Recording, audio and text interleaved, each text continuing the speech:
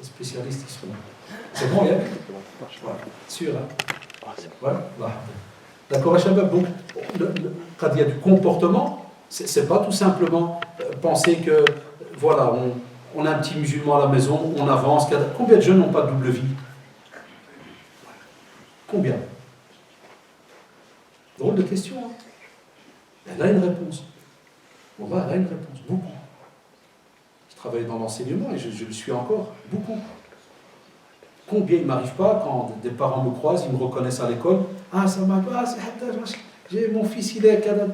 Je dis, ah, c'est lequel? Il me dit, ah, c'est un tel. Tant que mon fichier il s'ouvre, je vois déjà quel gène c'est. Ah, parce que c'est c'est lui, le plafond, il marche en parallèle avec le plafond, il ne marche pas sur terre.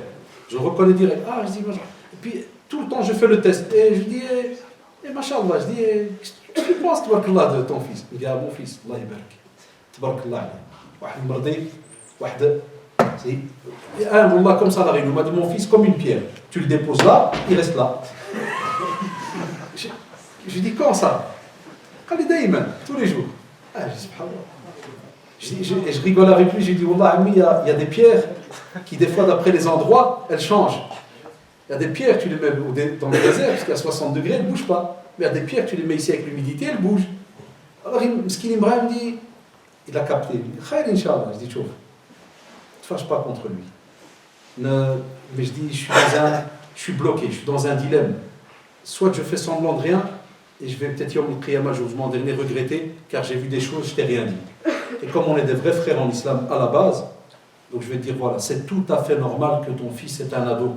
Il a 16 ans, 17 ans. C'est un ado. Là, il fait le fou. Sache que voilà, et je lui explique des fois 3-4 dossiers. Ah, il y en a, ils deviennent blancs, là, il transpire. Il me dit, tu parles de mon fils, tu t'es pas trompé. Je dis, non. Combien on n'a pas aussi de double vie, même par rapport aux religieux? Même par rapport aux religieux, avant d'arriver même vis-à-vis des gens, on est dans l'intro là, même vis-à-vis du religieux. Quelle pratique hein, on a côté comportement entre nous, Allah subhanahu wa ta'ala, où on pourrait avoir une garantie que notre jeunesse, nos enfants, il ne faut même pas venir, entre guillemets, discuter sur tout ce qui est le relationnel. Rien que la prière. C'est un sujet très, très sensible chez nous. La prière. Et demander à tous les parents comment est-ce qu'ils se battent, pas tous les jours. Ceux qui se battent, où tous les jours ils doivent spécialement samedi et dimanche. Toute la journée ils doivent le rappeler. Vous savez, les familles qui pratiquent, ils mettent la montre, l'asr, comment elle s'appelle, fajr. Ça sonne toute la journée, il y a des adhan partout dans la maison, des montres qui sonnent. Et même comme ça, mon ami, tout le monde dans le coma. En pleine journée, hein. Wallah, en pleine journée. Puis tu dis, excuse-moi, ce qui a sonné là, c'est quoi? Ah ouais. Genre, ben ça, il y en a qui sourient, hein, parce qu'ils se disent, oh, que c'est vrai que ça sonne toute la journée. Des fois, on trouve même ça beau. Ça, si on va, puis là, mais dans 10 ans, tu seras comment? Dans 20 ans, quand tu seras père, si toi, tu n'as jamais eu cette conscience que ton comportement vis-à-vis d'Allah subhanahu wa ta'ala, tu dois y penser plus que ce que tu pourrais imaginer par rapport à la nourriture. Soit quand tu n'oublies pas de manger. On oublie de manger. Non? On oublie de prier. Ouais. Et qui t'aidera à manger si ce n'est pas ton créateur? Tu l'oublies, tu oublieras. Rappelez-vous, faites-le. Vous savez, au plus vous parlez d'Allah subhanahu wa ta'ala, au plus il est présent, au plus vous êtes dans l'adoration, au plus vous êtes, Allah subhanahu wa ta'ala ne vous oublie pas. Mais au plus tu fais l'inverse, au plus tu oublies. Alors qui est-ce qui enseigne ça de nouveau? Alors de nouveau le rôle des parents. Et toute leur vie. J'ai des enfants mariés, quand je les vois, la même chose même. On dit, viens rendre visite, n'oubliez pas cela dire comme. N'oubliez pas votre relation avec Allah subhanahu wa ta'ala, n'oubliez pas ceci. Il n'y a pas de choix. Et c'est comme ça que ça se perpétue de génération en génération. Quelle garantie on a? Quelle garantie on a, les shabab, d'être fiers et de se dire, nos enfants, ils prient parce qu'ils aiment Allah subhanahu wa ta'ala et son prophète. Est-ce qu'on a cette garantie? Ça, c'est des vrais débats. Est-ce qu'on a cette garantie?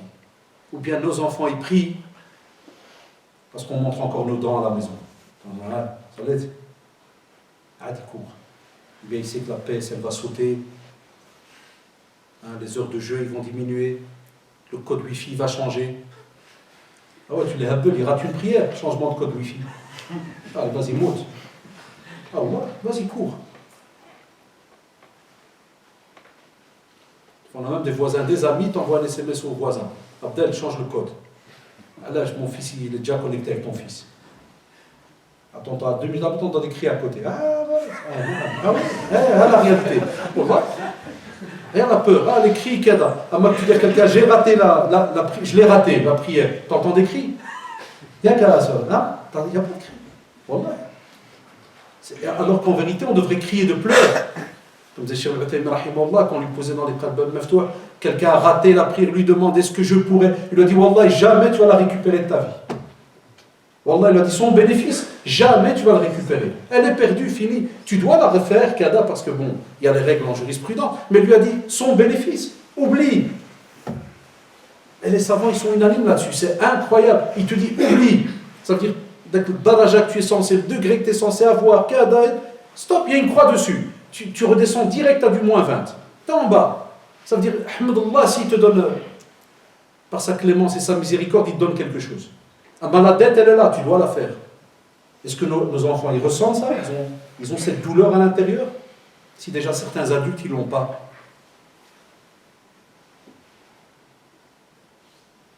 Donc, c'est pas facile de dire, comportement, ouais, c'est à l'aise, là, on va maxer à l'aise. C'est un travail de toute une vie.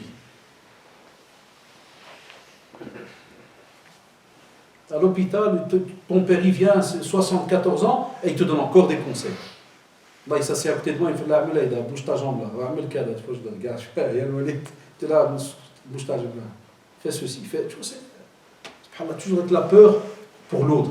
Alhamdulillah qu'Allah nous laisse encore un parent, 2 parents, on va en parler après. Mais quand on a autour de nous, et vous en connaissez, les familles où les parents ils sont à l'aise, business toute la journée, courir après l'argent toute la journée, d'autres qui voyagent tout le temps. Des amis avec vous, ils sont là, qui travaillent dans l'enseignement. L'enseignement, c'est un des... Tu as l'enseignement, tu as aussi le Jama', l'école arabe. C'est là où tu attrapes plein de choses. C'est là où tu vois l'état de la communauté. Tu as aussi nos amis les facteurs. C'est des grands chicanes. Je dis personne, alhamdoulilah. Hein? Ah, ils sont au courant de tout. Ils voient tout. Comment ils font? Non, mais c'est des réalités. Hein. Ce sont quelques métiers qui voient la réalité de ce qu'il y a à l'intérieur. Allez voir. Moi, quand je trouve des parents qui viennent à une réunion de parents, puis quand il te dit je viens pour la réunion de mon fils, tu lui dis quelle année il est? Puis il regarde même ce qu'ils sont, sa femme, il dit j'ai qui qara trisinti. Et donc là, les gens disent il fait l'électricité. Il fait l'année passée, il faisait l'électricité. Qu'est-ce qu'il fait? Et des fois, moi, je dois traduire. J'ai le préfet des études, il est là. Il me dit, monsieur Adash, qu'est-ce qu'ils disent? Il réfléchit. Ah, parce que quand je lui dis, il ne sait pas où il est. Il ne sait pas c'est qui. Je dis, il réfléchit. Je suis gêné. Tu deviens rouge, t'es là. Moi, lâche-moi, dis-moi quelque chose. Le gars, il doit... Et il y a la file. Les frères, je sais, l'exemple, il fait toujours sourire, c'est naturel, c'est un peu humain. Mais sincèrement, si vous imaginez la scène, et tu as plein de gens qui font la file, musulmans, non musulmans, tout ce que tu veux, et tu es là, et toi tu es musulman, et tu as une famille musulmane, et tu as ce genre de comportement, tu te dis, cet enfant, qui s'occupe de lui? Pour que lui comprenne après ce genre de hadith. Je demande l'âge. Wallah, ya shabab, même l'âge. Wallah, 16. Quelle année? Parce que je peux voir sur l'ordinateur. Ouais, c'est vache. Direct, il me dit ça. Il doit avoir 16, 17, 15. Ouais, et l'année à l'école, 3e, 4e. Wallah, ouais, double là. Alhamdulillah, t'es au courant, il a doublé. Il double à quoi? Et je reste des fois 10 minutes avec eux. Je ne sais pas si tu as déjà vu. Wallah, je reste 10 minutes avec eux. Après, je dis la vérité, je dis voilà, il s'est trompé, il n'est pas sûr. J'en ai même eu Wallah qui se trompe d'école. Wallah, il fait la file et tout, et on a 2 écoles dans le quartier, et la preuve qu'il n'a jamais été dans l'école de son enfant. Son enfant est déjà en 5e secondaire, il n'a jamais été. Après, Hta, il me dit Kada, puis quand je dis le nom de directeur, il me sonne, je dis Smahli, c'est l'école d'à côté. Ah, Smahli, je dis t'as jamais été. Il dit là, pourquoi t'es venu aujourd'hui? Il dit après 10 ans, viens, on va aller voir ce qui devient. Shabab, ça laisse des traces. Tu vois cet enfant-là, cet enfant, allez voir chez les psys, hein, il grandit à sa manière. C'est comme un bloc qui grandit tout seul. Et après, il va devenir le père, qui va se marier avec ta fille, ou l'inverse aussi, hein, parce qu'ici j'ai cité un garçon. Parce que dans une école, il y a beaucoup plus de garçons, parce que les professionnels, il y a tout. Mais faites l'inverse aussi. Et qui vont devoir inculquer des choses. Des fois, subhanallah, ce genre de jeunes, tellement ils n'ont pas reçu certaines choses, ils ont envie après de donner. Tu les vois, ils se battent, et ils ne veulent pas revivre ce qu'ils ont vécu. Et d'autres, ils n'ont pas trouvé qui les aidait. Ils restent comme ça, et quand ils se marient plus tard, qu'est-ce qu'ils font?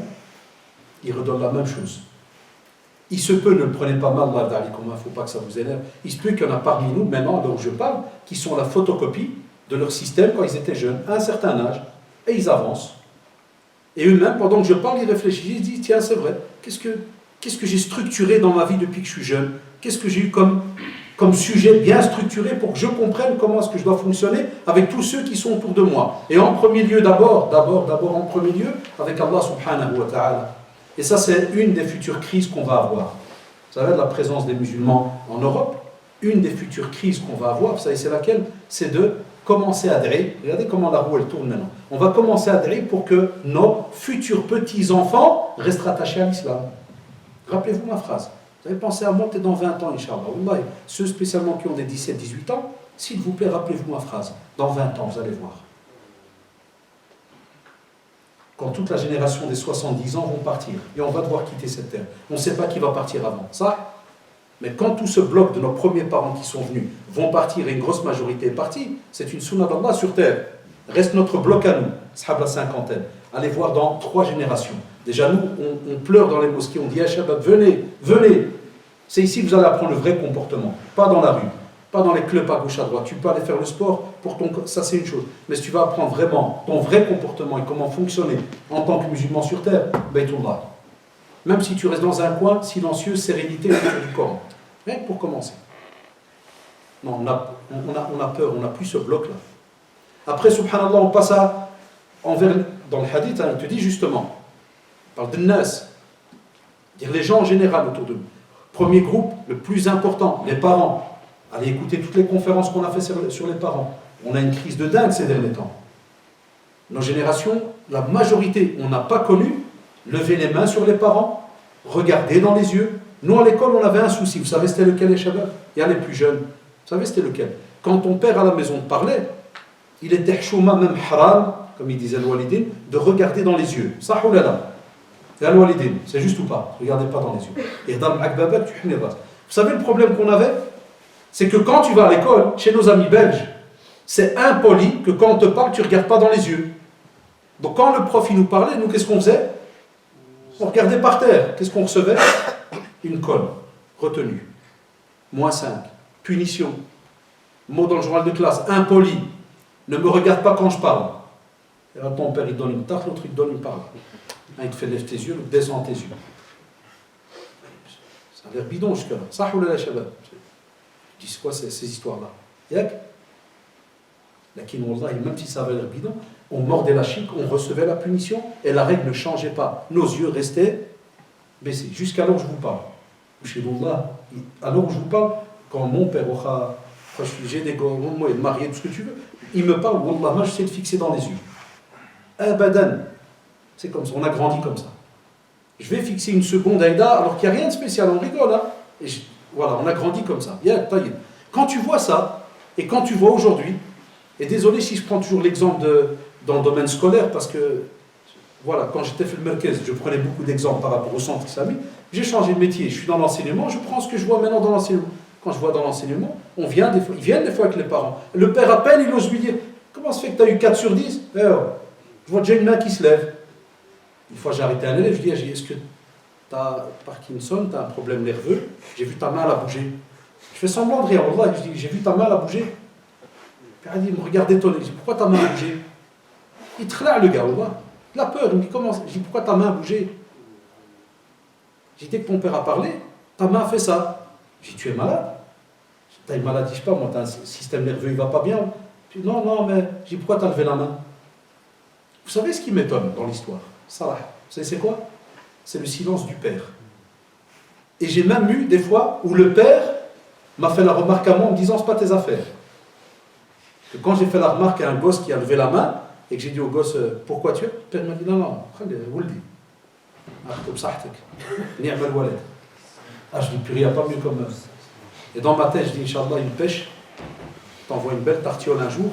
Ah, tu vas venir chez moi en me disant, c'est toi l'imam de la mosquée, tu peux parler avec mon fils. Je dirais, non, je ne peux pas, c'est ton fils. Non, mais je ne le ferai pas, je parlerai, Inch'Allah. Est-ce qu'on n'a pas des jeunes qui tapent? Ouais. Quand je vais donner des fois au centre islamique Mondars, une fois par mois, j'ai des vieux parents qui me prennent au bord, ils me disent, mon fils il est là. L'autre jour il s'est fâché, il m'a poussé dans la pièce.